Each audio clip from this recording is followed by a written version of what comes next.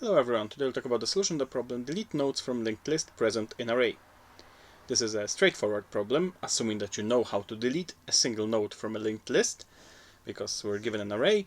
We want to delete all the nodes that have values that are present in that array, so we can just convert that array into a set for fast membership checking, and now we have to remove every single node whose value is present in the array. In this case, I'm going to implement it by using a dummy node that at first points at head, and then at the end we will return the thing that it's pointing to. And now we're going to be pushing that pointer forward in our list. But before every push forward, we look at the next node, and if that next node's value is present in nums, then we skip it.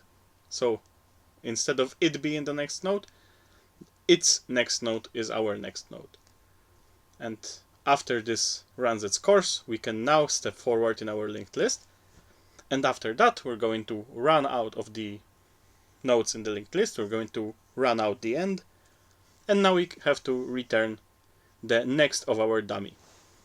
Because of course here we add that head is equal to dummy, so that at the end we can return the result. So by using a dummy, this is a way that you can implement removing all the elements that satisfy some condition, and that condition is here.